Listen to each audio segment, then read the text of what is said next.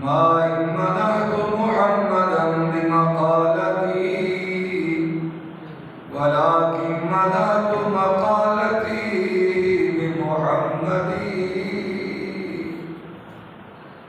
بلند آواز سے درود پاک پڑھیں. اللهم صل على محمد وعلى آل محمد كما صليت على إبراهيم وعلى آل إبراهيم إنك حميد مجيد. اللهم بارك على محمد وعلى آل محمد كما باركت على إبراهيم وعلى آل إبراهيم إنك حميد مجيد. انتہائی قابل احترام بزرگوں، عزیز ساتھیوں، غالباً آج تیسرا جمعہ ہے جد الانبیاء سیدنا ابراہیم خلیل اللہ علیہ نبینا علیہ الصلوۃ والسلام کا ذکر خیر چل رہا ہے. آج کی مختصر وقت میں اور بالکل مختصر سیدنا ابراہیم خلیل اللہ اور ان کے لخت دیگر سیدنا اسماعیل ذبیح اللہ کی قربانی کا تذکرہ کرنا ہے. دعا ہے رب الجلال ہمیں بھی اپنے حکم پر صرف جانور نہیں، تن من دھن ہر چیز کی شوق کے ساتھ قربانی دینے کی توفیق عطا فرمائے. گزشتہ جمعہ میں عرض کیا تھا کہ حضرت ابراہیم خلیل اللہ قوم کے تہوار پر جانے کے بعد ان کے رب باڑے میں تشریف لائے اور ہاتھ میں کلہاڑا لیا، تمام کے ٹکڑے ٹکڑے کر کے رکھ دیے. فجعلهم جزازا الا قبیلا لهم، لیکن بڑے کو چھوڑ دیا، اس کے کندھے پہ کلہاڑا رکھ دیا. کیوں چھوڑا؟ لعلهم الیہ یرجعون.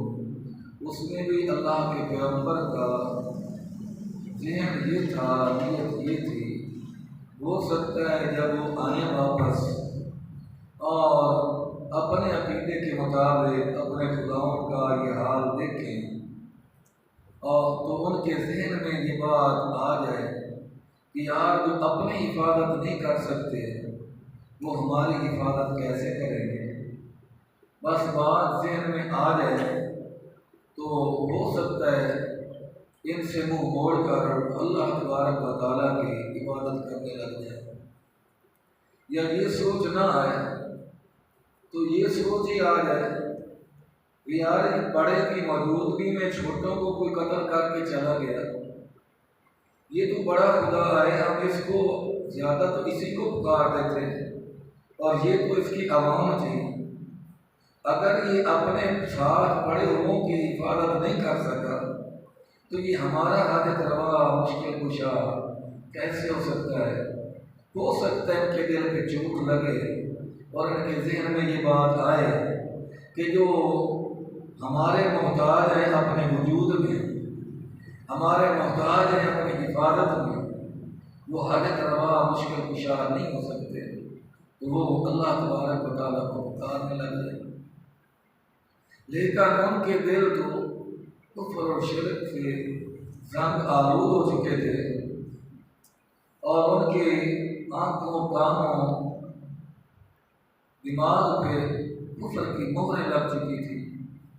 وہ سوچنے کے بجائے اس آدمی کو تلاش کرنے لگے، اس آدمی کو کیسے پتہ چلے کہ ان کے ساتھ کس نے یہ سلوک کیا ہے. پھر بھی اگر وہ سوچتے تو وہ تو اس نتیجہ پر بھی کم از کم پہنچے کہ یار جو ہمارے خداؤں کو قتل کر کے چلا گیا ہے ان سے تو زیادہ طاقت والا وہ ہے، بجائے اس کے کہ ہم نے اس کے بھی خدا کو چھوڑ دیا ہے۔ واپس آئے جب دیکھا ٹکڑے ٹکڑے تو فوراً نمرود نے کہا من فعل هذا بآلهتنا انه لمن الظالمین، کون ہے جس نے ہمارے خداؤں کے ساتھ یہ معاملہ کیا ہے، وہ تو بڑا ہی ظالم معلوم ہوتا ہے، نعوذ باللہ۔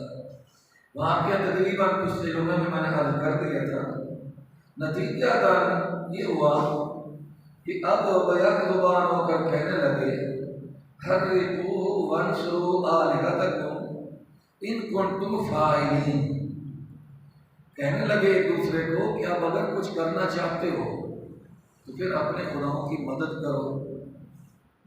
یعنی خدا تو ہوتا ہے مدد کرنے کے لیے، خدا ہوتا ہے حاجات پوری کرنے کے لیے، خدا ہوتا ہے مشکلات حل کرنے کے لیے، خدا ہوتا ہے روزی دینے کے لیے، خدا ہوتا ہے ہر کام آنے کے لیے۔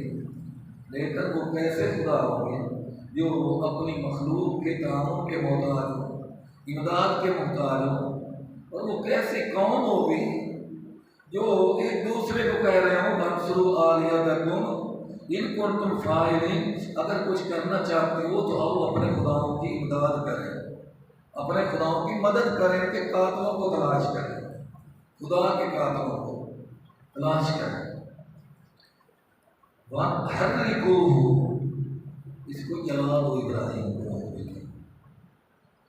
آگ جلائی گئی، حضرت ابراہیم علیہ السلام کو منجنیق میں بیٹھایا گیا، آگ کے اندر پھینکنے لگے تو اب خالق کائنات نے فرمایا فرشتوں جی پروردگار عالم، فرمایا آج عرش اللہ کا دروازہ بھی کھول دو اور ساتوں آسمانوں کے دروازے کھول دو۔ اللہ وجہ کیا ہے؟ میرا پیارا میری رضا کی خاطر آگ میں جا رہا ہے، وہ منظر دیکھو۔ تم نے تو کہا تھا أَتَجْعَلُ فِيهَا مَن يُفْسِدُ فِيهَا وَيَسْفِكُ الدِّمَاءَ، ایسی مخلوق کو بنانے کا کیا فائدہ یہ دنیا میں جا کر جن کا فساد کریں گے، قتل و غارت کریں بچائیں گے۔ نحن نسبح بحمدک ونقدس لک، اللہ ہم تیری تسبیح بھی کرتے ہیں، تیری تقدیس بھی بیان کرتے ہیں۔ آج فرشتوں ذرا نیچے نظریں کر کے دیکھو، جس کی تخلیق پر تم نے کہا تھا کہ کیوں بنا رہے ہو، آج دیکھو کہ وہ کس طریقے مجھے راضی کرنے کے لیے آگ کے اندر چھلانگ لگا رہے ہیں۔ روایات میں آتا ہے فرش والے تو پریشان تھے، عرش کو اٹھانے والے فرشتے بھی آج پریشان تھے۔ جبریل، میکائیل، اسرافیل، اسرائیل، انہوں نے تو اللہ کی درگاہ میں کہہ دیا الہ العالمین، ایک ہی تو آدمی ہے روئے زمین پہ تیری توحید بیان کرنے والا، حضرت ابراہیم خلیل اللہ۔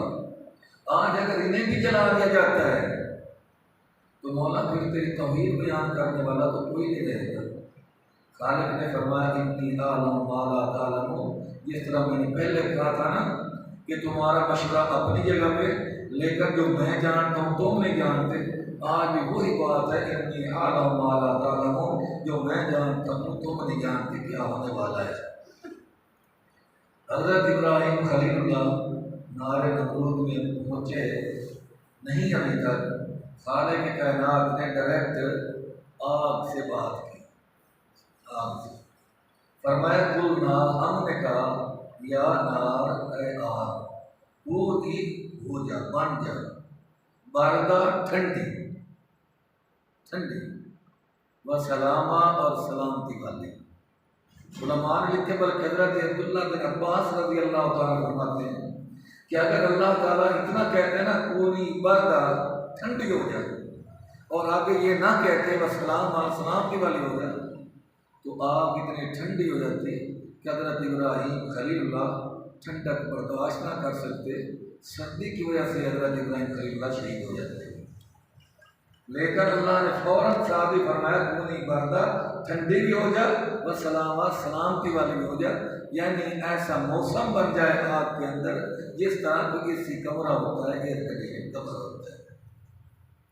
اب حضرت ابراہیم خلیل اللہ، پھر علماء نے پھر لکھا ہے کہ جب اللہ نے فرمایا نار یا نار کونی بردا و سلاما، ٹھنڈی ہو جائے سلامتی والی ہو جائے، مشرق سے مغرب تک شمال سے جنوب تک روئے زمین میں پر جہاں جہاں بھی آگ جل رہی تھی وہیں وہیں ٹھنڈی ہو گئی۔ آگ جل رہی ہے تنور کے اندر، لیکن اندر ٹھنڈا ہے، روٹی آپ لگا نہیں سکتے، روٹی تیار نہیں ہو سکتی۔ چولہے میں آگ جل رہی ہے لیکن سالن پک نہیں سکتا، ٹھنڈی ہے۔ آگ کو حرارت دینے والا بھی اللہ ہے، اور جب چاہے حرارت کھینچ لے یہ طاقت بھی اللہ کے پاس ہے۔ اس لیے اللہ تبارک و تعالیٰ یہ واقعات نہیں ہے، اس لیے کس سے کہانیاں نہیں ہیں۔ اللہ نے ایک واقعہ بیان کر کے دنیا کے اندر پیدا کر کے دنیا کے سامنے واضح کر دیا کہ دیکھو آگ اتنی گرم ہوتی ہے، اتنی اس میں تپش ہوتی ہے کہ آدمی اس کے اندر انگلی نہیں کر سکتا، انگلی نہیں کر سکتا۔ لیکن جب اللہ چاہتا ہے تو خلیل اللہ شعلے مار کی آگ کے اندر خوشی کے ساتھ چلے جاتے ہیں۔ جن رسیوں کے ساتھ ہاتھ باندھے ہوئے تھے رسیاں جل گئی، جن رسیوں کے ساتھ پاؤں باندھے ہوئے تھے وہ رسیاں جل گئی، لیکن خلیل اللہ کے ایک بال کو نقصان نہیں پہنچا۔ اب بھی اگر کسی کا عقیدہ یہ نہ بنے کہ آگ کو حرارت دینے والا اللہ ہے، جب چاہے حرارت دے دے، جب چاہے حرارت چھین لے، اب بھی کسی کا عقیدہ نہ بنے تو اس میں قرآن پاک کا تو کوئی قصور نہیں ہے، اللہ تعالیٰ ذات کا کوئی قصور نہیں ہے۔ اللہ نے تو دکھا کے سمجھا دیا ہے، دکھا کے سمجھا دیا ہے۔ چھری ابراہیم خلیل اللہ نے تیز کی ہوئی ہے، حضرت اسماعیل بچے ہیں، خلیل اللہ چھری پھیر رہے ہیں، چھری پھیر رہے ہیں، اتنی تیز ہے، اتنی تیز ہے کہ روایات میں آتا ہے کہ جب چھری نہ چلی اور خلیل اللہ نے غصے میں آ کر پتھر میں مارا تو چھری نے پتھر کو 2 ٹکڑے کر دیا۔ ایک طرف اتنی تیز ہے کہ سخت پتھر پہ چھری مارتے ہیں، پتھر 2 ٹکڑے ہو جاتے ہیں، اور ادھر خلیل اللہ کا نرم و نازک گلا ہے، نبوت والا سارا زور لگا رہے ہیں، عام آدمی کا زور نہیں، نبوت والا زور لگا رہے ہیں، لیکن اس حضرت اسماعیل علیہ السلام کا ایک بال بھی نہیں کٹتا۔ تو کیا معلوم ہوا؟ معلوم یہی ہوا کہ چھری تیز ہو جتنی تیز ہے، لیکن جب تک میرا مالک نہ چاہے اس وقت تک یہ چھری کام نہیں کر سکتی، نہیں کام کر سکتی۔ اور جب اللہ کی مشیت ہو پھر چھری کیا ایک روڑا اٹھا کر کسی کو مارو اس کی موت واقع ہو سکتی ہے۔ حضرت موسیٰ کلیم اللہ، کیونکہ میرا ذہن یہ ہوتا ہے کہ عقائد آدمی کی صحیح ہے، عقائد پر ایمان کی قدار و مدار ہے، بخشش کا دار و مدار ہے میرے بھائی۔ سمندر کی جھاگ کے برابر نمازیں ہوں، روزے ہوں، حج ہو، زکوٰۃ ہو، جہاد ہو، تلاوت قرآن ہو، ذکر اذکار ہو، دنیا کے چپے چپے پہ میں پیشانی رگڑوں اور نمازیں پڑھوں، لیکن میرا عقیدہ ٹھیک نہیں ہے، ایک نماز بھی میری بخشش کا ذریعہ نہیں بن سکتی۔ اور اگر میرا عقیدہ ٹھیک ہے، اعمال میں کوئی کمی کوتاہی ہے، تو مالک ذوالجلال کی رحمت سے بڑی امید ہے کہ اللہ تبارک و تعالیٰ رحم و کرم کا معاملہ فرماتے ہوئے عقیدے کی درستگی کی صدقے اللہ تعالیٰ میری بخشش فرما دے۔ اس لیے میری خواہش ہوتی ہے کہ میں جس عنوان پہ بھی گفتگو کروں، میں کہیں نہ کہیں عقیدے کی بات ضرور کرتا ہوں کہ عقیدہ درست ہو انسان کا۔ حضرت موسیٰ کلیم اللہ تشریف لے جا رہے ہیں، ابھی تک فرعون کے پاس ہی رہتے ہیں، آگے 2 آدمی لڑ رہے ہیں، ایک فرعون کی برادری کا ہے، ایک حضرت موسیٰ علیہ السلام کی برادری کا ہے، لڑ رہے ہیں۔ حضرت موسیٰ علیہ السلام نے پوچھا کیا وجہ ہے، کیوں لڑ رہے ہو؟ جو برادری کا آدمی تھا وہ کہنے لگا اے موسیٰ، سارا دن کام کرواتے ہیں، شام کا وقت ہوتا ہے اجرت مانگتے ہیں، مزدوری مانگتے ہیں، مزدوری نہیں دیتے، یہ امیر لوگ ہیں، ہم غریب لوگ ہیں، یہ امیر ہیں، ہم مزدور لوگ ہیں، اس لیے ہمارے اوپر ظلم کرتے ہیں۔ موسیٰ کلیم اللہ نے جب یہ دیکھا، حدیث پاک میں بھی آتا ہے کہ ظالم کی مدد کرو، مظلوم کی مدد کرو۔ ظالم کی مدد کیسے کرو؟ اس کو ظلم سے روکو، ظلم کر رہا ہے کسی کے اوپر تو آپ اس کو ظلم سے روکو، چاہے ہاتھ سے روکنا پڑتا ہے۔ جیسے ہی اس کی نفسیات ہے نا ظالم کی، ویسے ہی اس کے ساتھ پیش آؤ۔ نرمی سے سمجھنے والا ہے تو سختی کرنے کی ضرورت نہیں ہے۔ اگر آپ سمجھتے ہیں کہ یہ نرمی سے سمجھنے والا نہیں ہے، جب تک اس کو آنکھیں نہ دکھائی جائیں، جب تک ہاتھ نہ اٹھایا جائے، تو پھر ہاتھ سے اس کو روکو، اس کا گریبان پکڑ کر روکو کہ تجھے کس نے اجازت دی ہے کہ تو کسی کو پر ظلم کر۔ یہ ظالم کی بھی خیر خواہی ہے، مظلوم کی بھی خیر خواہی کرو کہ مظلوم کو جو اس پر ظلم ہوا اس کو بدلہ دلاؤ۔ تو حضرت موسیٰ کلیم اللہ نے جب یہ سنا تو لڑائی ختم کرانے کے لیے ایک اس قبطی کو تھپڑ مارا۔ قرآن پاک 20 پارہ کہتا ہے فَوَقَدَهُ مُوسَىٰ، موسیٰ کلیم اللہ نے تھپڑ مارا، فَقَضَىٰ عَلَيْهِ، وہ ایک تھپڑ سے وہ مر گیا۔ ادھر لڑائی کر رہا تھا، جھگڑا کر رہا تھا، ادھر ایک تھپڑ نہ برداشت کر سکا، ایک تھپڑ لگا تو دنیا سے چلا گیا۔ کیوں؟ اور ادھر حضرت ابراہیم خلیل اللہ چھری چلا رہے ہیں بیٹے کی گردن کے اوپر، تیز چھری ہے، بال بھی نہیں کٹتا، اور ادھر ایک تھپڑ سے آدمی پہلوان مر گیا۔ وجہ کیا ہے؟ جہاں اللہ کی مشیت تھی وہاں تھپڑ نے اتنا کام کیا کہ موت واقع ہو گئی، اور جہاں اللہ کی مشیت نہیں تھی خلیل اللہ زور لگا رہے ہیں، بیٹا بھی کہہ رہے ہیں بہت دیر ہو رہی ہے جلدی کرو۔ بیٹا میں کیا کروں، زور تو ساری نبوت کا لگا چکا ہوں لیکن چھری کاٹتی نہیں، میں اب کیا کروں۔ پتہ چلا کہ مدعی لاکھ برا چاہے تو کیا ہوتا ہے، وہی ہوتا ہے جو منظور خدا ہوتا ہے۔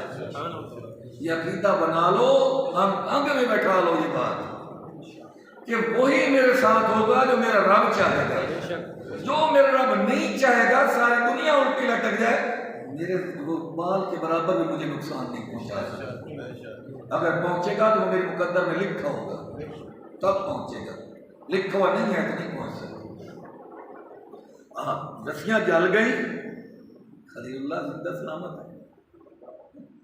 جب نار نمرود میں پہنچے تو اللہ تعالیٰ نے سایہ کے موکل کو پہلے بھیج دیا، پہنچو بیڑی مارو، میرے خلیل کے پہنچنے سے پہلے وہاں ٹھنڈے پانی کا چشمہ جاری ہے۔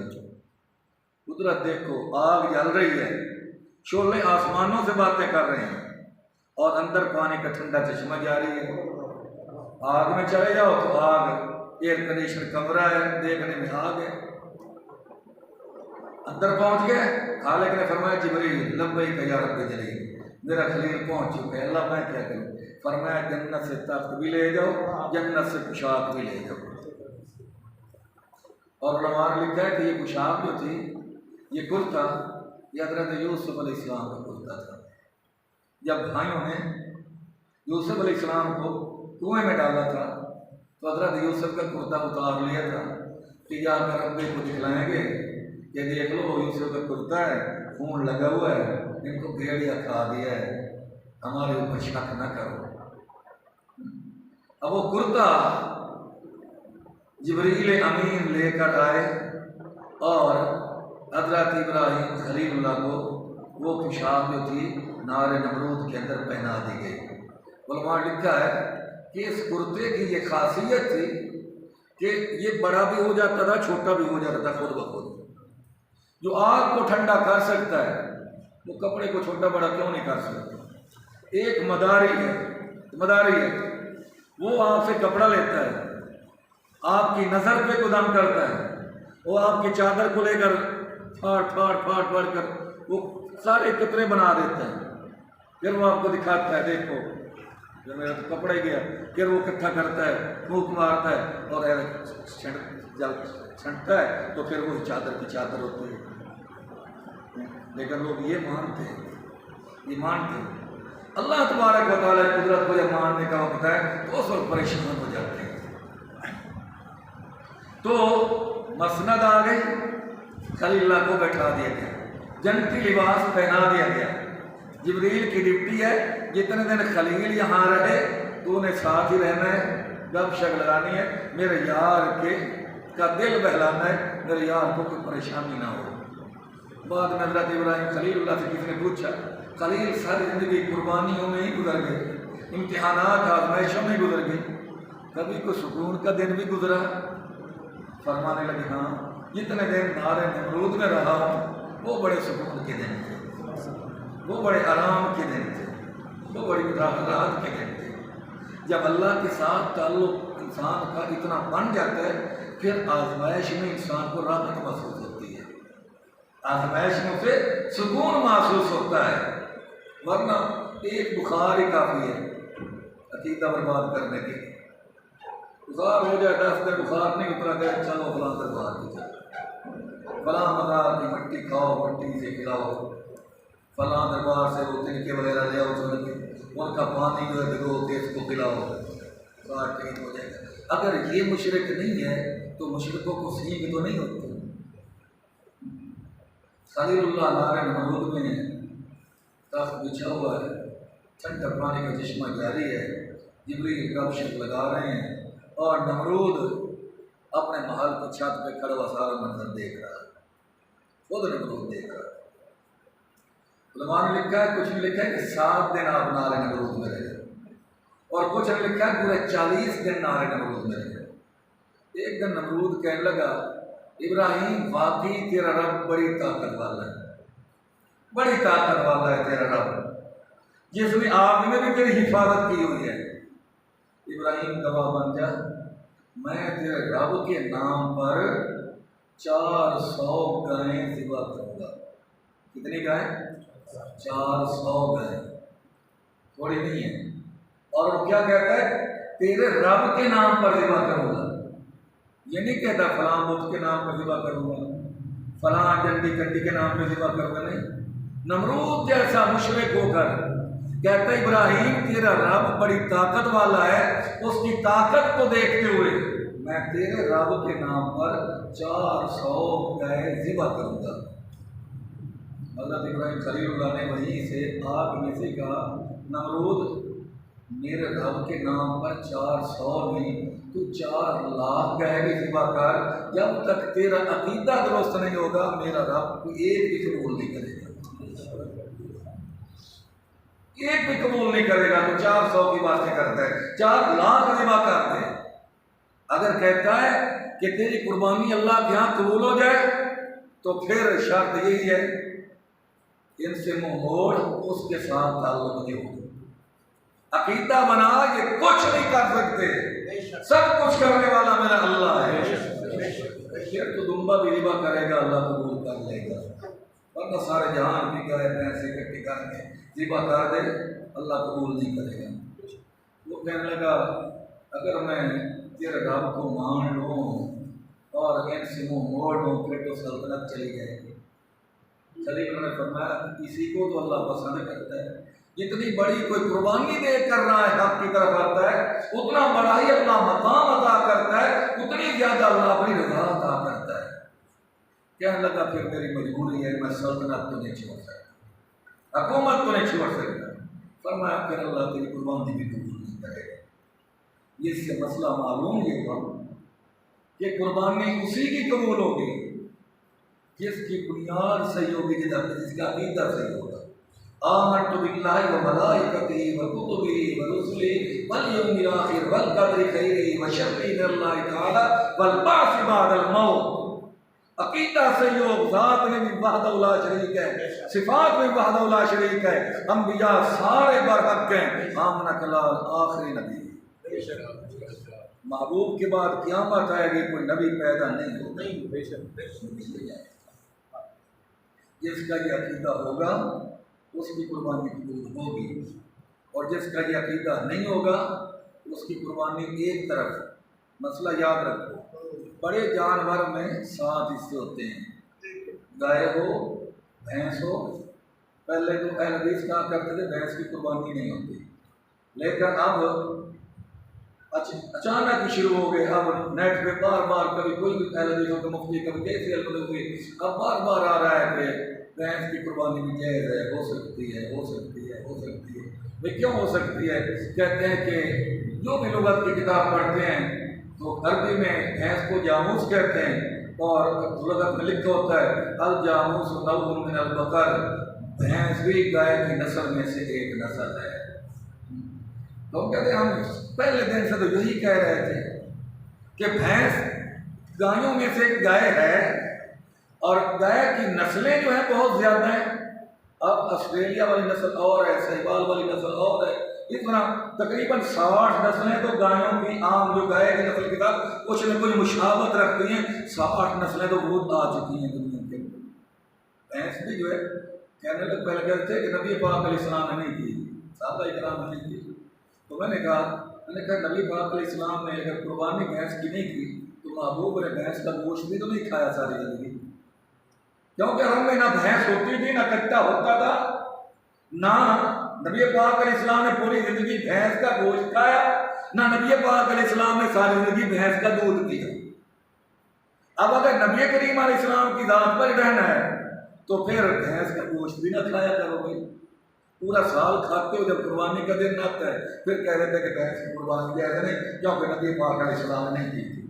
और पूरा साल गाय का दूध नहीं लेते कि दूध पतला होता है, भैंस का दूध खालिस दूध मिले। जिसकी कुर्बानी नाजायज़ है उसका दूध हलाल है, दूध हलाल है, कुर्बानी हलाल नहीं है। लेकिन अल्लाह ताला ने अकल दे दी, अब वो भी इस तरफ आ रहे हैं कि जिस तरह गाय की कुर्बानी जायज़ है उस तरीके पर भैंस की कुर्बानी भी जायज़ है। तो एक ये बड़े जानवर हैं, इनमें 7 हिस्सों से कुर्बानी के 7 हिस्से, एक हिस्सादार ऐसा मिल गया। 7 हिस्सा में 6 आदमी ऐसे हैं जिनका अकीदा है अल्लाह ही हाजत रवा, अल्लाह ही मुश्किल कुजा, अल्लाह ही बिगड़ी बनाने वाला, अल्लाह ही कारसाज, अल्लाह ही फरियाद रख, अल्लाह ही नजर न्याज के लायक, अल्लाह ही मन्नत मनौती के लायक, अल्लाह ही बकरे छतरे के लायक, आमना किलाल खत्म नबूवत के ताजदार हैं, सहाबा इकराम रुश्तो हिदायत के चमकते हुए सितारे हैं। 6 आदमी ऐसे हैं। एक आदमी ऐसा है जो कहता है वो भी है ये भी है, वो भी करता है ये भी, कोई ऐसे नहीं है, ये भी उसके प्यारे हैं, हमारी सुनता नहीं इनकी मोड़ता नहीं।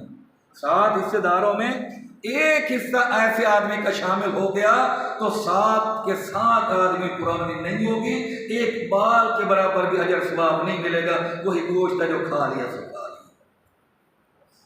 इसलिए उलमा फरमाते हैं एहतियात इसमें है कि आदमी कुर्बानी का अपने हाथ से जानवर पाले, अपने घर में पाले। आज मुसलमान इतना राहत पसंद हो गया कि वो कहता है कुर्बानी का टाइम आएगा तो खरीद लेंगे। अभी भी किसी ने नहीं खरीदा होगा, वो कहेगा कि कुर्बानी वाले दिन ही खरीद लेंगे, अगला दिन भी पड़ा है, उससे अगला दिन भी पड़ा है, नहीं तो हिस्सा रख लेंगे बस। इस समय तो भाई बड़ी एहतियात है, बड़ी एहतियात है। 7 के 7 आदमी हैं, 7 की नीयत अल्लाह की रजा हो, एक की नीयत भी ना हो। हिस्सा इसलिए रख रहा हूँ, हम सायों के बच्चे गोश्त खाएंगे तो मेरे घर गोश्त नहीं होगा, तो मेरे बच्चे उनके मुंह की तरफ देखेंगे।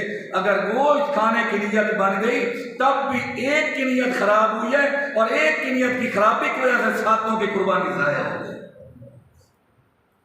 इसलिए एहतियात इसमें है, अपने घर में बकरा पालो, या जिस चीज़ को आदमी अपने हाथ से जिसकी परवरिश करता है, घास डालता है, दाने डालता है, चारा डालता है, दूध में बांधता है, साय में बांधता है, फिर उसके साथ आदमी को मोहब्बत भी हो जाती है, उल्फत भी हो जाती है। सिर्फ आदमी को उल्फत नहीं होती, जानवर को भी उल्फत हो जाती है।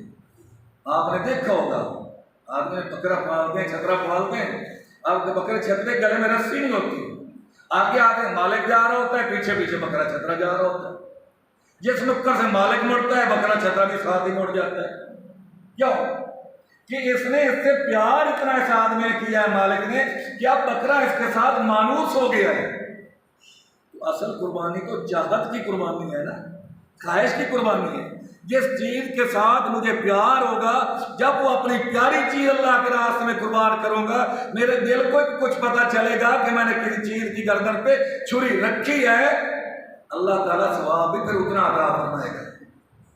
और जिस जानवर को मैंने देखा ही नहीं है, पैसे दे दिए यार, तूने देख लिया तो मैंने देख लिया, बस कुर्बानी वाले दिन आदमी आ जाएगा, या कुर्बानी भी कर लेना, गोश्त मेरे घर पहुंचा देना।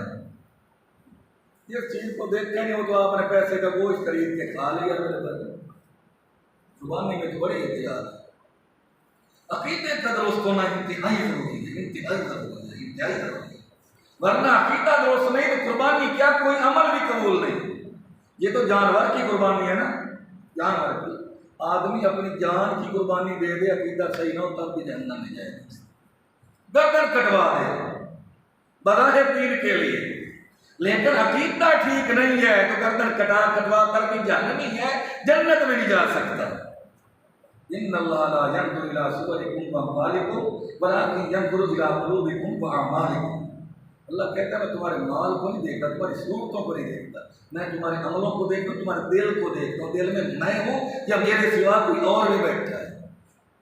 تو اس لیے بہت زیادہ احتیاط کرنی چاہیے قربانی کے معاملے میں۔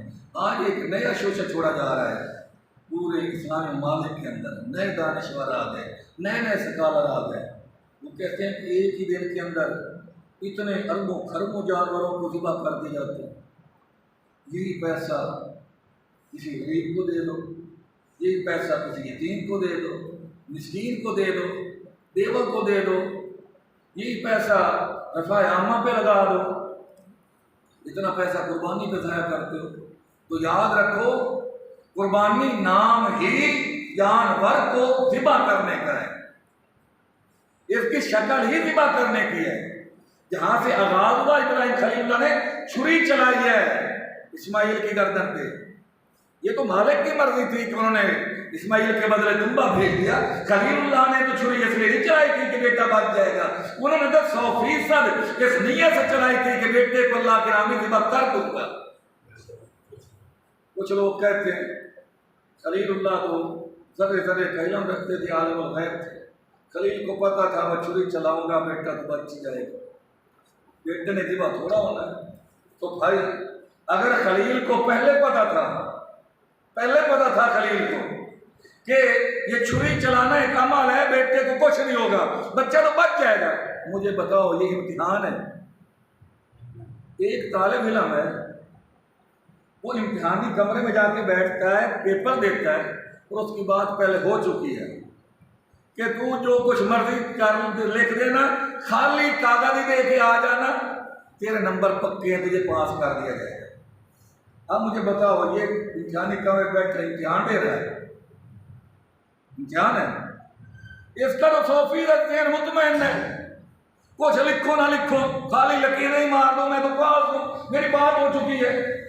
یہ تو امتحان نہیں ہے، لیکن اگر اس نے 7 8 سال 10 سال 12 سال محنت کی ہے، اب امتحان دے رہا ہے، اسے ڈر لگا ہوا ہے پتہ نہیں پاس ہوں گا یا فیل ہوں گا، تو اب اس کے دل کی کیفیت کیا ہوگی، دماغ کی کیفیت کیا ہوگی؟ امتحان تو امتحان ہوتا ہے۔ تو اگر خلیل اللہ کو علم غیب تھا، پتہ تھا بیٹے نے ذبح نہیں ہونا، پھر تو نعوذ باللہ یہ ایک ڈرامہ تھا، اس کے سوا کوئی حقیقت نہیں ہے۔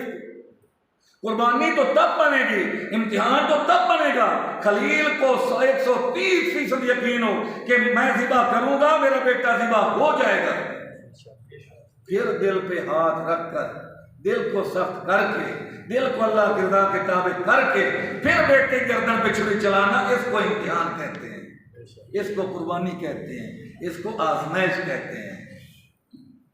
تو خلیل اللہ نے چھری چلائی ہے، تو قربانی نام ہے چھری چلانے کا۔ قربانی آپ کرنا چاہتے ہیں 20,000 کی، لیکن آپ 20,000 کی بجائے کہتے ہیں کہ میں 50,000 فلاں بیوہ کو دے دوں، قربانی کا ثواب مل جائے، قیامت میں آپ مجرم ہوں گے، قربانی آپ کے گلے میں ہوگی، آپ کی قضا ہو چکی ہوگی، قربانی نہیں ادا ہوگی۔ یہ مستقل عبادت ہے، جو مستقل عبادت ہوتی ہے اس کا کوئی بدل نہیں ہوتا۔ نماز مستقل عبادت ہے نا، مستقل۔ اب کوئی آدمی کہے کہ نماز کے بدلے پیسے دے دو، نماز کے بدلے جو ہے میں فلاں چیز گائے دے دوں، بھینس دے دوں، نماز سے بچ جاؤ، تو بھلا گائے بھینس نماز کا بدل ہو سکتی ہے؟ جس طرح گائے بھینس نماز روزے حج زکوٰۃ کا بدل نہیں ہو سکتی، اسی طریقہ پر غریب کو پیسے دے دینا قربانی کے، بیواؤں کی مدد کر دینا، یتیموں کی مدد کر دینا، مدارس کو وہی پیسے دے دینا، مساجد کو وہی پیسے دے دینا، اور سمجھنا میں نے قربانی میری ہو گئی، یہ خیال است و محال است و جنون، کچھ نہیں ہوا۔ قربانی الگ سے کر، اور بیواؤں کی خدمت کرنی ہے تو اپنا الگ فنڈ سے کر۔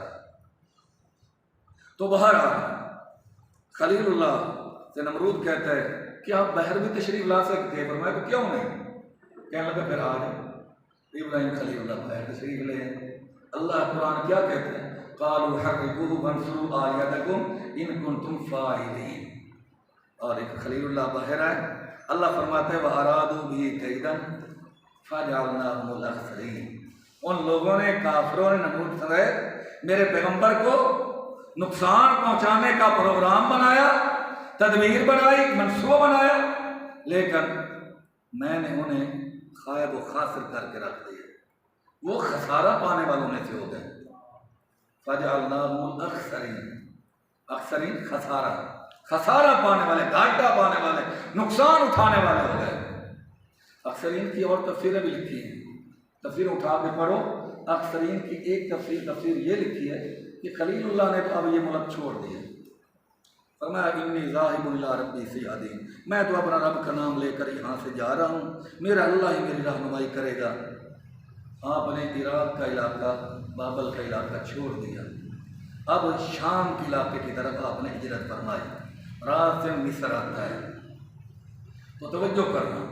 خلیل اللہ چلے گئے، اللہ کہتا ہے فَجَعَلْنَاهُمُ الْأَخْسَرِينَ، ہم نے بنا دیا ان کو گھاٹا اٹھانے والا، نقصان اٹھانے والا۔ اس کی ایک تفسیر علماء نے یہ لکھی ہے کہ اس واقعے کے بعد، خلیل اللہ کے تشریف لے جانے کے بعد جو تھا ملک کے اندر مہنگائی کا طوفان آ گیا، ہر چیز مہنگی ہو گئی، یہ بھی اللہ کا عذاب ہوتا ہے۔ آج کون سی چیز ہے جو آپ خرید سکتے ہیں؟ آپ کے گھر میں مرچیں نہیں ہیں، 100 دفعہ سوچیں گے کہ یار اتنی مہنگی کہاں سے لیں؟ یہ تو میرے مالک نے رزق کا ذمہ اٹھا رکھا ہے نا، وَمَا مِن دَابَّةٍ فِي الْأَرْضِ إِلَّا عَلَى اللَّهِ رِزْقُهَا۔ آج اقبال میں آتا ہے رزق اس کا پہلے لکھ دیا جاتا ہے، ورنہ جو حالات ہیں آپ دیکھیں کہ ان حالات کے اندر آدمی زندگی گزار سکتا ہے؟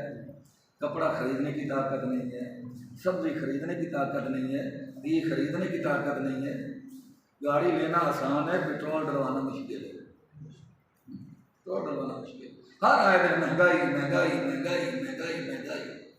یہی عذاب اللہ تبارک و تعالیٰ نے ابراہیم علیہ السلام کی قوم کو دیا تھا جب وقت کے پیغمبر کو نافرمانی کی تھی، خود اللہ کے پیغمبر تشریف لے گئے، اللہ کہتے ہیں بعد میں رہ گئے، میں نے ان کو مہنگائی کا بوجھ ڈال دیا، مہنگائی کا عذاب مسلط کر دیا، باپ بیٹے کا نہیں رہا، بیٹا باپ کا نہیں رہا، بھائی بھائی کا نہیں رہا، گھر گھر میں لڑائی ہے، گھر گھر میں فساد ہے، خرچے پہ لڑائی ہو رہی ہے، پکانے پہ لڑائی ہو رہی ہے، دسترخوان پہ لڑائی ہو رہی ہے، قوم کا امن سکون اللہ تبارک و تعالیٰ نے چھین کے رکھ دیا۔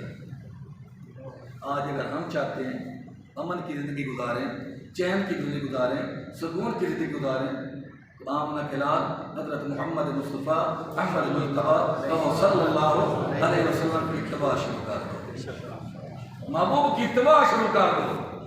ہر معاملے کے اندر آپ دیکھیں گے، اسکول میں استاد ہے، کوئی یونیورسٹی کے اندر استاد ہے، کوئی کسی محکمے کے اندر افسر ہے، کسی کی 1,00,000 روپے تنخواہ ہے، کسی کی 2,00,000 روپے تنخواہ ہے، کسی کی جناب والا 5,00,000 روپے تنخواہ ہے، مہینہ ختم نہیں ہوتا اور پہلے وہ پریشان ہوتے ہیں، یعنی 20 دن وہ اپنی تنخواہ پہ گزارا کرتے ہیں، 10 دن وہ قرضہ لیتے ہیں۔ اکثریت سب کی بات نہیں کر، اکثریت 10 دن قرضہ لے کر گزارتے ہیں، جب نئی تنخواہ آتی ہے تو پھر وہ قرضہ اتارتے ہیں۔ لیکن ایک آدمی ایسا ہے جو مسجد میں بیٹھ کر اللہ کا قرآن پڑھا رہا ہے، مدرسے میں بیٹھ کر اللہ کا قرآن پڑھا رہا ہے، یا دین کے کس شعبے کے اندر، یہ جو تبلیغی جماعت والے آتے ہیں یہ سارے لینڈ لارڈ نہیں ہوتے، امیر کبیر بھی ہوتے ہیں، جن کی دولت ہمارے اندازے سے بھی زیادہ ہے، وہ لوگ بھی ہوتے ہیں، لیکن ایسے لوگ بھی ہوتے ہیں جن کے گھر میں چولہا بھی نہیں چلتا، ایسے لوگ بھی جماعت کے ساتھ ہوتے ہیں، لیکن کسی کے چہرے پہ آپ نے پریشانی نہیں دیکھی ہو، کسی کے چہرے پہ جب بھی آپ مسافر کریں گے آپ کو مسکرا کر ملیں گے، ان کے چہرے پہ مسکراہٹ ہوگی، پریشان نہیں ہوں گے، نہ کپڑے کی وجہ سے، نہ علاج معالجے کی وجہ سے، کسی وجہ سے پریشان نہیں ہوں گے۔ عام دنیا دار آدمی سے آپ ملیں، حال اور پوچھنے کے بعد سب سے پہلے ان کی شکوے شروع کر دیں گے، بس یار آپ کو عجیب زمانہ آ گیا ہے، یار آپ کو جینا ہی مشکل ہو گیا ہے، اولاد کا علاج ہی مشکل ہو گیا ہے، لیکن آپ ان جماعت والوں کے پاس چلے جائیں بالکل کوئی پریشانی کوئی نہیں۔ بالکل کچھ نہیں۔ مدارس والوں کے پاس چلے ہیں، پڑھا رہے ہیں، 5,000 تنخواہ ہے، 6,000 تنخواہ ہے، زیادہ دام مانگو تو 20,000 کو پہنچ جاؤ گے، وہ بہت بڑا عالم ہوگا، شیخ الحدیث ہوگا، 20,000 تنخواہ ہوگی، جب ملو گے چہرے پہ مسکراہٹ ہوگی، کپڑے صاف ستھرے ہوں گے، جوتا اچھا ہوگا، امامہ اچھا ہوگا، چہرے پہ مسکراہٹ ہوگی۔ آخر کیا وجہ ہے؟ پیسہ اس کے پاس نہیں ہے، خوش یہ ہے، اور جن کے پاس پیسہ ہے وہ پریشان ہے۔ وجہ کیا ہے؟ وجہ یہی ہے جس نے بھی آمنہ کلال حضرت محمد مصطفیٰ احمد مجتبیٰ صلی اللہ علیہ وسلم کی اتباع کی، اللہ تبارک و تعالیٰ اس کے دل کو چین عطا فرما دیتے ہیں، سکون عطا فرما دیتے ہیں، وہ غربت میں بھی خوش ہوتا ہے، وہ امیری میں بھی خوش ہوتا ہے۔ اور جو میرے محبوب کی اتباع نہ کرے، ساری کائنات کی دولت مل جائے، بہت بڑا محل ہے، کئی کمرے ہیں، رنگ روغن دیکھو تو وہ رنگ بھی غیر ملک سے آیا ہے، اور رنگ کرنے والے بھی باہر ملک سے آئے ہیں۔ گاڑی دیکھو تو جو محل کا رنگ ہے کمروں کا، وہی گاڑی کا رنگ ہے، جو کپڑے پہنے ہوئے ہیں وہ بھی اسی رنگ کے پہنے ہوئے ہیں، جو اینک ہے وہ بھی اسی رنگ کی اینک ہے۔ جب دسترخوان لگتا ہے کھانوں کی گنتی نہیں ہوتی کتنے کھانے، لیکن سکون چین قرار نہیں۔ کہتے یار فلاں گولی کھاتا رہا ہوں، اب تک تو نیند آتی رہی، اب گولی کا اثر بھی ختم ہو گیا، گولی کا اثر بھی ختم ہو گیا، کوئی اور ڈاکٹر بتاؤ، 2 4 5 گولیاں سکون کی کھاتے ہیں تو پھر بھی گھنٹہ 2 گھنٹے نیند آتی ہے، سکون ملتا ہے، اس کے بعد پھر ساری رات تارے گنتے ہیں۔ کیا کرے گا دولت کو؟ کیا کرے گا کوٹھیوں کا؟ کیا کرے گا پجاروں کا، ڈالے کا؟ کیا کرے گا ہوائی جہاز کا؟ کیا کرے گا اس زندگی کا جس زندگی میں سکون ہی نہیں ہے؟ اور سکون کوٹھیوں میں تو ہے نہیں، سکون رقبے میں تو ہے نہیں، کارخانے میں تو ہے نہیں، فیکٹری میں تو ہے نہیں، سکون کہاں ملے گا؟ اللہ کا قرآن کہتا ہے الا بذکر اللہ تطمئن القلوب، میں نے اپنی یاد میں دلوں کا چین رکھا ہے، دلوں کا قرار رکھا ہے، دلوں کا سکون رکھا ہے۔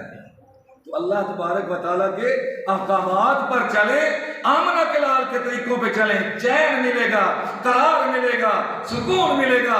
اللہ کے احکامات کو چھوڑیں گے، مصطفیٰ کے طریقوں کو چھوڑیں گے، قسم رب کعبہ کی قارون کی دولت بھی مل جائے، سکون نہیں تو دولت کو کیا کرو گے؟ ایک آدمی ہے، وہ اس کے پاس نیچے بچھانے کے لیے بھی کچھ نہیں ہے، اس نے بوری بچھائی ہوئی ہے، تو جو ہے نا بوری کے اوپر لیٹا سکون کی نیند سو رہا ہے۔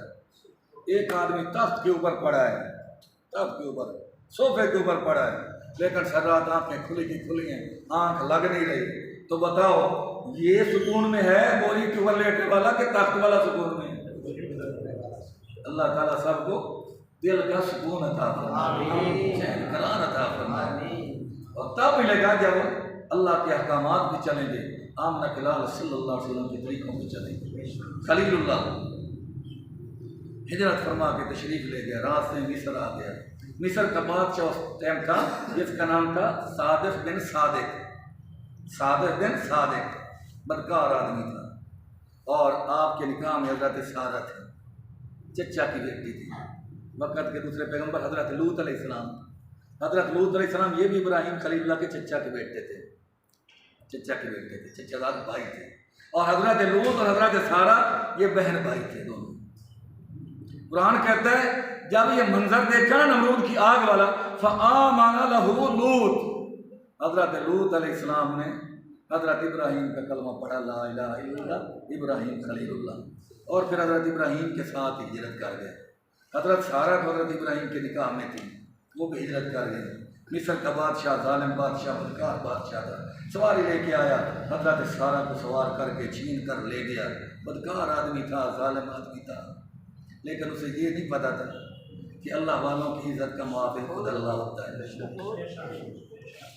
دو طرح کی روایتیں ہیں، ایک روایت یہ ہے کہ اپنے محل میں لے گیا اور بری نیت کے ساتھ اس نے حضرت سارہ کی طرف ہاتھ بڑھایا، ہاتھ اس کا شل ہو گیا، فالج پڑ گیا۔ دعا کے کہتے ہیں سارہ معافی دے دے، دعا کر میں ٹھیک ہو جاؤں، مجھے کوئی نہیں کروں۔ آپ نے دعا کر دی، اللہ کی گھر والی تھی، اللہ والے کے، اللہ تعالیٰ کے گھر والی تھی، اللہ کے پیغمبر کی گھر والی تھی، دعا کر دی، ٹھیک ہو گیا، لیکن باز نہ آیا، پھر ہاتھ بڑھایا، پھر سارا نے اوپر دیکھا، اللہ تیرے پیغمبر کی عزت ہے، پھر ہاتھ شل ہو گیا، 3 مرتبہ ایسا ہوا، اب وہ واپس آ گیا اور اس نے حضرت حاجرہ کو خدمت کے لیے دے دیے کہ یہ تیری خدمت کرے گی، اور حضرت سارہ کو بھی امن کے ساتھ حضرت ابراہیم کے پاس پہنچا دی۔ اور ایک روایت کہتا ہے جب وہ لے کر چلا گیا، حضرت ابراہیم خلیل اللہ پریشان بیٹھے ہیں، اللہ میری عزت ہے، کیا بنے گا، ظالم بادشاہ ہے۔ اللہ نے فرمایا خلیل نہ گھبرا، تیری حفاظت میں میرے ذمہ ہے، تیری عزت کی حفاظت میرے ذمہ ہے۔ اللہ وہ تو ٹھیک ہے، لیکن دل تو دل ہوتا ہے، وَلَٰكِنْ لِيَطْمَئِنَّ قَلْبُي، اللہ میرے دل کو اطمینان نصیب فرما، اطمینان نصیب فرما میرے اللہ کہ میری عزت محفوظ رہی اندر جا کے۔ اللہ نے فرمایا میرے خلیل نہ گھبرا، مجھے بھی تو پتہ ہے تو کون ہے، تو نے ساری زندگی میں راستے میں قربانیاں دی، ذرا نظریں اٹھا کے دیکھ۔ جب اللہ کے پیغمبر نے دیکھا جو محل کی دیواریں تھیں نا، اللہ نے ایسے بنا دی جس طرح پیاز کا اوپر چھیل لو نا تو اندر ایک باریک چھلکا ہوتا ہے، پیاز کے اوپر باریک چھلکا سفید رنگ کا، اللہ نے ایسی دیواریں بنا دی، اندر کا منظر بغیر پورا پورا نظر آ رہا تھا، اور حضرت ابراہیم خلیل اللہ اپنی آنکھوں سے دیکھ رہے تھے کہ میری عزت محفوظ ہے۔ جو اللہ کا بن جاتا ہے اللہ تعالیٰ اس کی عزت کی حفاظت کرتے ہیں۔ لوگ کہتے ہیں کہ 4 مہینے کے لیے جماعت کا جا رہی ہوتی ہے، سال کے لیے جا رہی ہوتی ہے، جب تھوڑی رنت کی بن سی، تجھے کیا فکر ہے، تجھے کیا فکر ہے، تو اپنے کا خیال کر، اپنی عورت کا خیال کر، بیوی کا خیال کر، بہن کا خیال کر، بیٹی کا خیال کر، کیونکہ تو اپنے کام میں اللہ کی مدد تیرے ساتھ نہیں ہے۔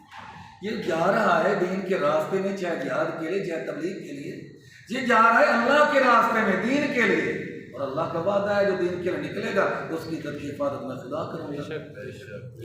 ہماری عزتوں کی حفاظت تو اللہ کرتا ہے، ہمیں یقین ہے کہ ہم دین کے کام کرنے کے لیے جائیں، سال کے لیے چلے جائیں، عمر بھر کے لیے چلیں گے، ہماری عزت کی طرف کوئی انگلی کا اشارہ نہیں کرتے، کیونکہ حافظ خود اللہ۔ لیکن جو اپنے کام کاج کے اندر مصروف ہیں وہ سوچیں کہ ہماری عزتوں کا کیا بنے گا۔ سعودیہ جا رہا ہوں 5 سال کے لیے، امریکہ جا رہا ہوں 10 سال کے لیے، دبئی جا رہا ہوں 5 سال کے لیے، اس کو کوئی بھی نہیں کہتا تیرے رن کی بن سی، تیرے دیاں بہن کی بن سی، کوئی نہیں آپ سے اس نے آپ سے دین کے راہ دے۔ یہ شیطان ہے، شیطان ہے، اور شیطان نے یہ پٹی پڑھاتا ہے کہ یہ باتیں کر کے لوگوں کو گمراہ کرو، لیکن قیامت کی صبح تک دین بھی رہے گا، دین والے بھی رہیں گے، اور دین کی آواز لگتی رہے گی، چلتی رہے گی۔ حضرت ابراہیم خلیل اللہ لے کر چلے گئے، بیت المقدس فلسطین پہنچ گئے، وہاں موافقات کی 5-7 بستیاں تھیں۔ حضرت لوط علیہ السلام ابراہیم خلیل اللہ کے چچا داد بھائی حضرت سارہ کا بھائی تھے، اللہ نے انہیں بھی نبوت عطا فرمایا آپ ان بستیوں کی طرف جاؤ، آپ پیغمبر ہو، آپ نبی ہو، آپ انہیں تبلیغ کرو۔ اور حضرت ابراہیم خلیل اللہ دل میں سوچتے کاش حاجرہ کے ساتھ نکاح ہو جاتا، سارہ سے اولاد نہیں ہوئی، اللہ کو حاجرہ سے اولاد عطا فرما دیں۔ حضرت سارہ کے دل میں خیال آیا، اب بادشاہ نے تو حاجرہ دی تھی حضرت سارہ کی خدمت کے لیے، حضرت سارہ نے سمجھا جب کہ میرے سرتاج کے طبیعت یوں لگتی ہے کہ چاہتے ہیں کہ شاید اس سے میری اولاد ہو جائے، تو حضرت سارہ نے خود مشورہ دیا، اے میرے سرتاج میرا مشورہ یہ ہے کہ آپ حاجرہ سے نکاح فرما دیں۔ تو اب خلیل اللہ نے حضرت حاجرہ سے نکاح کر لیا، نکاح ہو گیا، رہنے لگے، 80 سال کی عمر ہو گئی، ایک روایت میں آتا ہے ایک کم 100 سال کی عمر ہو گئی، ایک روایت میں آتا ہے 105 سال کی عمر ہو گئی۔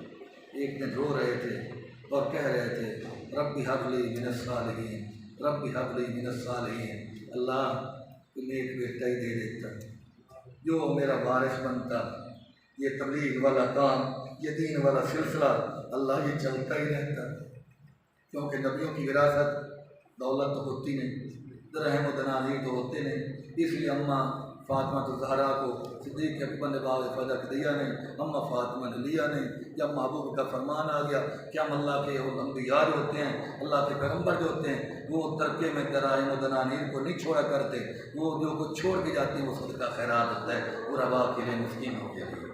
انبیاء کی وراثت دین ہوتی ہے، شریعت ہوتی ہے۔ اللہ ہمارے سے دے دے مل جانے کے بعد جو دین کا چراغ روشن رکھے، تبلیغ کا چراغ روشن رکھے، وہ بھی بے نیاز ہے۔ دینے پہ آیا تو دشمنوں کو درجوں دے دیتا ہے، نہ دینے پہ آیا تو خلیل کی عمر اتنی ہو گئی ہے، ایک بھی نہیں دیا، لیکن جب دینے پہ آیا ہے تو عمر 105 سال ہے۔ دینے پہ یہاں سے اس کی بے نیازی معلوم ہوتی ہے، 105 سال عمر ہے۔ فوراً کہا جبریل لبیک یا رب جلیل، جا سجدے سر نہ اٹھائے میرا پیغمبر، پہلے کہہ کے فبشرناہ بغلام حلیم، خلیل مبارک ہو، اللہ نے حلیم بیٹا دینے کا فیصلہ کیا۔ ہمارا عقیدہ ہے حلیم ہو وہ بھی شان والا، حلیمہ ہو وہ بھی شان والا۔ خلیل کو اللہ نے حلیم دیا، میرے محبوب محمد کو اللہ نے حلیم دیا، وہ بھی شان والا، حلیمہ بھی شان والی۔ اللہ میں نے تو صالح مانگا ہے، نیک مانگا ہے۔ فرمایا خلیل جو بیٹا دے رہا ہوں نا، اس کے اوپر ایسی آزمائش آئے گی، ایسا امتحان آئے گا میرے خلیل، وہ صرف نیک بندہ جو ہے نا اس پہ صرف پورا نہیں اتر سکتا۔ کبھی کبھی نیک آدمی بھی گھبرا جاتا ہے، کمزور ہے نا انسان۔ ضروری تو نہیں کہ جو نیک ہے وہ بہت بڑا بہادر بھی ہو، بہت بڑا دلیر بھی ہو، کٹ مرنے کا جذبہ بھی اس کے اندر ہو، نہیں، کٹ مرنے کا جذبہ اس کے اندر ہوتا ہے جو نیک بھی ہو اور پھر صابر بھی ہو۔ تو خلیل اللہ نے تو اپنے علم کے مطابق کہا نا، یا اللہ مجھے صالح ربی حبلی من الصالحین، صالح بیٹا دے، نیک بیٹا دے، جو تیرا نام بھی روشن رکھے، میرا نام بھی روشن رکھے۔ اللہ کو پتا تھا اس دعا کے بدلے جو بچہ عطا کروں گا اس کو چھری کے نیچے بھی تو لیٹنا پڑے گا، اس کو باپ کے بغیر جنگل بیابان میں بھی تو رہنا پڑے گا۔ تو صرف نیک تو یہ کام نہیں کر سکتا، نیک بھی ہو اور ساتھ صابر بھی ہو۔ اللہ نے فرمایا بشرناہ بغلام حلیم، ہم نے بشارت دے دی کہ نیک بھی دے رہا ہوں، ساتھ بردبار بھی دے رہا ہوں۔ یہی وجہ جب خلیل نے کہا تھا کہ بیٹے میں نے خواب دیکھا ہے، انی اذبحک فانظر ماذا تری، تجھے ذبح کر رہا ہوں، تیرا کیا خیال ہے؟ تو اسماعیل کیا کہہ لیا، ابت افعل ما تؤمر، ابا کرو نا جلدی جلدی کرو، اللہ کا حکم پورا ہونے میں دیر نہ ہو جائے۔